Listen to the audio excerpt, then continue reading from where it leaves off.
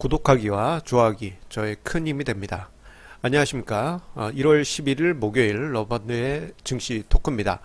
자, 오늘 참 추운 날씨죠. 오늘 너무 추워서 옷도 매우 두껍게 입고 왔는데요.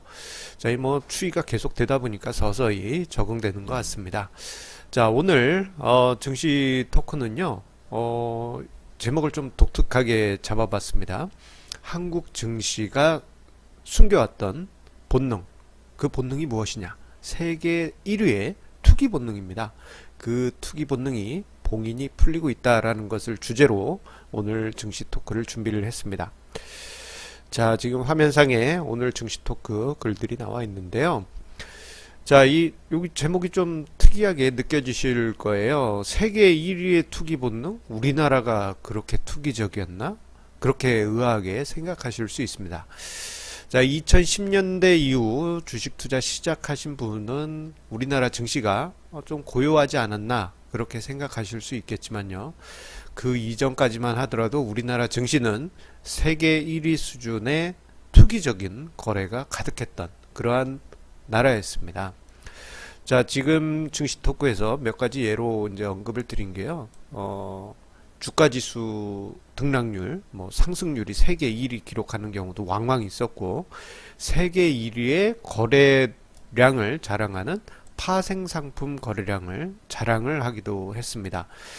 자, 예전에는 우리나라 투자자들이 한 방에 큰 수익을 내야 된다. 인생 한 방이다. 그런 농담을 할 정도로 투기적인 거래가 많았기 때문에 자, 우리나라의 지수 상승률은 세계 상위권을 기록하기도 하였고 투기적인 거래의 대명사라고 할 수 있는 파생상품, 특히 옵션 시장에서는 매년 세계 1위의 거래량을 자랑하기도 하였습니다. 하지만 2010년대 들어서 우리나라의 투기 본능은 쏙 들어갔습니다. 그 이전에 보면요, 99년에는 코스닥 시장이 세계 시장에서 상승률 2위를 기록하기도 했고 2005년에는 1위를 기록하기도 했고요. 자, 코스피 종합주가지수도 2005년에 4위를 기록하는 등 그 역동성은 대단하였습니다. 한편으로는 올라갈 땐 또 화끈하고 떨어질 때도 또 화끈했는데요. 2000년의 특정 시기에는 초반에 2000년 초반입니다. 이때는 이제 세계 시장에서 가장 코스닥 지수 하락률이 가장 높았던 그러한 뭐랄까 좀 네거티브하게 역동성이 만들어지기도 했습니다. 자, 이렇게 이제 우리나라 시장의 투기적인 본능은 2010년 이전까지만 해도 정말 강했었는데요.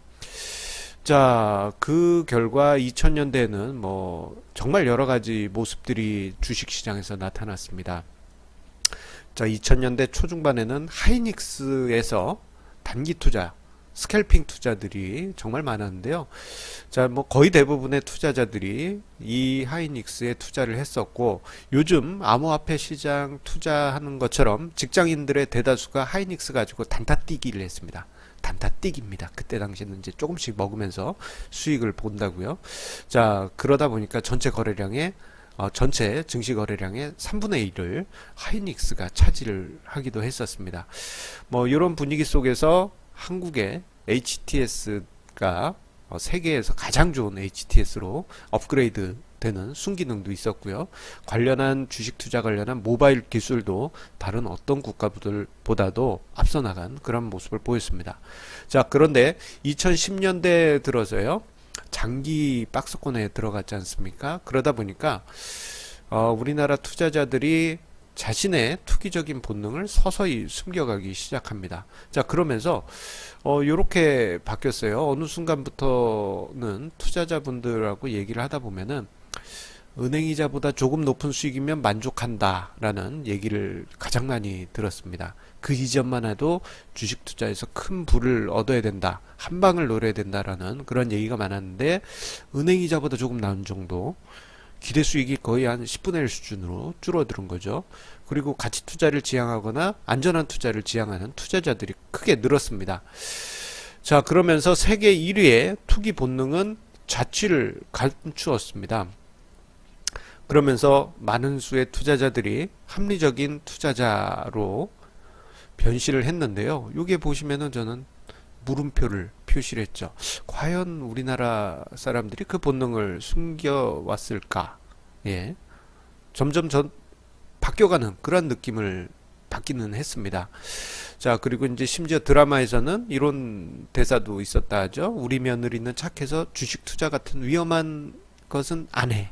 이런 대사가 등장할 정도로 우리나라에서 투기적인 본능은 자취를 감추었습니다. 하지만 2017년에 암호화폐 시장에서 나타난 이 급등 속에서 이 우리나라 투자자들의 마음속에 숨겨왔던 투기적 본능이 다시 살아나고 있습니다. 세계 1위의 투기 본능, 여태까지 숨겨왔는데 그 투기 본능이 이제 뭐랄까 이 묶어놨던 봉인과 결계가 해제되면서 다시 본능이 살아나고 있는 것입니다. 자, 화면상에 사진 하나 준비를 했는데요. 마치 낡은 어떤 문에 봉인된 그 본능이, 투기적인 본능이 결계가 해제되면서, 봉인이 해제되면서 이제 시장 밖으로 뛰쳐나오려고 하고 있습니다. 그 계기가 된 것이 바로 암호화폐 시장의 급등 때문이었습니다. 그러면서 요즘 저는 이런 노래 가사 한 구절이 계속 떠오릅니다. 제가 노래를 잘 못하기 때문에 그냥 가사 아시는 분들은 많이 아실 겁니다. 숨겨왔던 나의 수줍은 마음. 예, 이게 우리나라의 투기 본능, 숨겨왔던 그 모습이 아니었을까 생각이 됩니다. 자, 암호화폐로 달궈진 시장은 주식시장으로 전이될 가능성이 크다라는 그러한 중간 제목인데요. 이 이야기를 드리기에 앞서서 우리가 2013년에서 15년 사이에 중국 금융시장과 투자시장에서 나타났던 현상을 이야기를 하지 않을 수가 없습니다. 자, 요즘 화면상의 도표는 이제 2013년에서 15년 사이에 비트코인 가격 추이와 그리고 2014년 이후에 급등한 중국 증시 추이를 하나의 도표로 준비를 해본 것인데요. 자, 이 2013년 당시 비트코인 가격이 순식간에 100배 가까이 오르면서 전 세계적으로 암호화폐 시장에 대한 관심이 커졌습니다. 당연히 투기적인 성향이 강한, 우리나라만큼 강한 중국 투자자들이 2013년에 이 비트코인 투자에 엄청나게 집중하면서 중국 정부에서는 결국 2014년에 제재를 가하기 시작을 했습니다.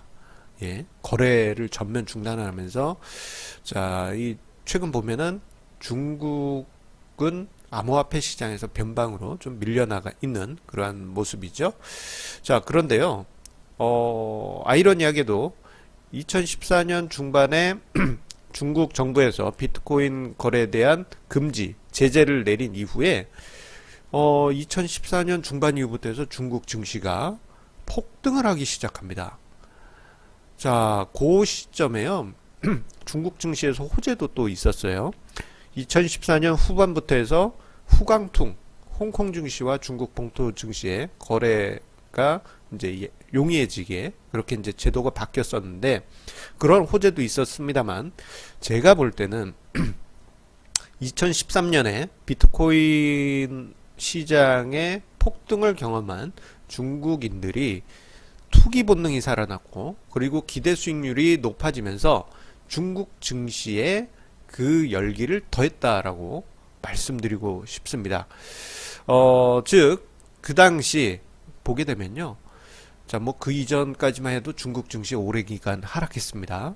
2008년 금융위기 이후부터 해서 줄곧 주구장창 하락을 해왔는데요. 자, 2013년에 비트코인 가격이 급등하면서 중국 투자자들이 마음속에 품고 있던 투기적 본능이 다시 살아납니다. 2008년 금융위기 이전에 중국 증시가 폭등하면서 투기적 본능이 시장에 반영이 됐지만 2008년 이후부터 해서 2012년까지 증시가 하락하면서 그 투기적 본능이 숨겨져 왔었다가 비트코인 가격이 뻥 뛰니까 중국 투자자들이 다시 그 본능을 발휘하기 시작한 것입니다. 자, 그러면서 우연이든 필연이든 그 시점에 후광퉁 이슈와 함께 중국 증시가 폭등하는 그러한 현상이 나타났는데 이때 지수만 상승한 게 아니고 암호화폐 시장 상승을 맛본 투자자들이 중국 투자자들이 그 상태에서 만들어진 투기 심리와 그리고 높아진 기대 수익률이 그대로 중국 증시로 이전하게 됩니다. 자, 그때 어땠냐면요. 자, 중국 농촌에서는 마을회관에 주민이 모여가지고 농사는 안 짓고 주가 시세를 계속 조회하고 있고요. 그리고 중국 도시의 길거리에서는 자칭 뭐 중국 증시의 워렌 버핏이다 하는 사람이 모니터를 띄워놓고 주가 차트를 가리키는 그러한 그 풍경도 있었습니다. 길거리에서 모니터 띄워놓고 주가 차트 강의를 하는 거예요. 워렌 버핏이라고 얘기는 해놓고는 주가 차트를 교육을 합니다. 그런 풍경. 근데 거기 또 사람들이 인산이 냅니다. 그리고 중국 직장인들은 투자를 하지 않고 시세판만 쳐다보고 있었어요. 이게 지금 암호화폐 시장하고 너무도 똑같죠? 직장인 분들 중에 암호화폐 투자하는 분들 아마 일 제대로 못할 겁니다. 수시로 암호화폐 시세 조회하고 뭐 비트코인 가격이 어떻게 되나, 이더리움 가격이 어떻게 되나 이런 가격 계속 조회하고 있을 겁니다. 심지어는 해외 바이어하고 회의하다가도 주식 투자 얘기로 빠졌다고들 합니다. 예. 자, 심지어는 중국 경제에서 자동차 판매 증가 속도가 그 시기 때 2014년 후반부터 해서 2015년 중반까지 중국 증시 폭등기에 자동차 판매 증가 속도가 꺾였다고 해요. 그 이유가 사람들이 주식 투자를 하기 위해서 돈을 들고 예, 주식 시장으로 가다 보니까 자동차 판매가 꺾였던 것이죠. 이러한 모습들이 2013년에서 2015년 사이에 나타난 중국 증시와 비트코인의 광풍 이후에 나타난 중국 증시의 모습이라고 볼 수 있겠습니다. 자, 그런데요, 지금 이러한 모습들 우리나라에서 나타날 가능성이 높습니다. 한국 증시 지금 한국인들의 투기 본능의 결계가 풀려 있습니다. 암호화폐 시장에서 주식 투자보다도 더 짜릿한 수익률을 사람들이 경험했습니다. 주식 투자는 위험하다고 멀리하는 그러한 사람들이 암호화폐 시장처럼 높은 변동성과 한 번 빠지면 뭐 하루 만에 반토막씩 꺾이는 그러한 시장에 뛰어들면서 순식간에 또 큰 수익을 거두다 보니까 자, 이게 단순하게 뭐 은행이자보다 조금 높아요 이런 수익률 가지고는 이제 만족할 수 없는 그러한 수준에 이르렀습니다. 그리고 지금 그 인구가 상당하죠. 직장인들의 3분의 1 이상이 참여하고 있다라고 합니다. 자, 그동안 숨겨왔던 본능, 그리고 고상한 척, 나는 주식 투자 위험해서 안 해요 했던 그런 투자자들이 더 위험한 암호화폐 시장에 투자했던 그런 그 모습은 숨겨왔던 본능이 암호화폐 시장으로 인해서 그 껍데기가 벗겨지고 봉인이 벗겨졌다라고 말씀드릴 수 있겠습니다. 따라서 2013년부터 2015년 사이에 중국 시장에서 비트코인 시장이 급등 후에 사람들이 그 투기 본능이 벗겨지고 중국 정부에서 제재를 가하면서 암호화폐 시장, 비트코인 시장이 죽은 사이에 중국 증시가 그 투기적 열기를 이어받았던 것을 모습을 생각해 본다면요, 향후 우리나라 증시에서도 이러한 흐름이 나타날 가능성이 크겠습니다. 자, 작년 연말 이후부터 해서 최근까지 보게 되면요, 암호화폐 시장의 가격 상승이 그 이전 같지는 않습니다. 특히 비트코인 같은 경우에는 뭐 정부의 제재도 가해지고, 그리고 미국에서 선물 시장이 개설된 이후부터 해서는 뭐 예전처럼 변동성이 크지가 않아요.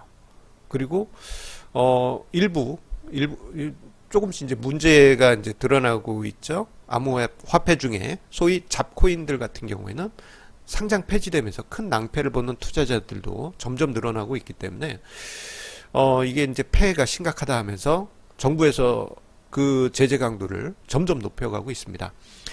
자, 최근에 이번 주였죠?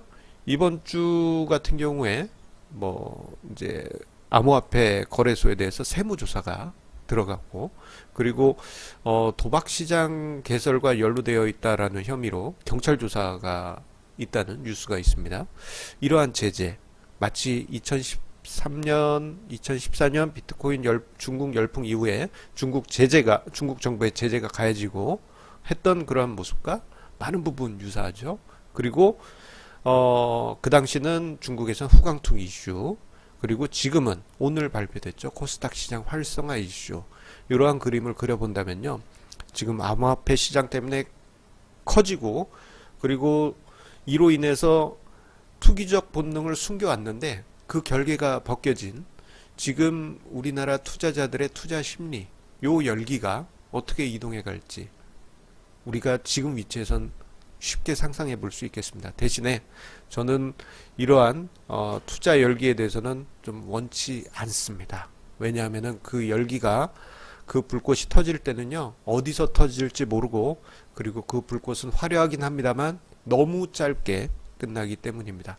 지금 증시 아마 2013년에서 2015년 사이에 중국이 경험했던 비트코인과 그리고 중국 증시에서 나타난 모습이 대잡이 되는 것 혹시 우연일까요? 자, 러펀드의 증시 토크는 여기까지 하도록 하겠고요. 우리 시청자님의 구독하기 그리고 좋아하기 버튼은 항상 저에게 큰 힘이 됩니다. 감사합니다.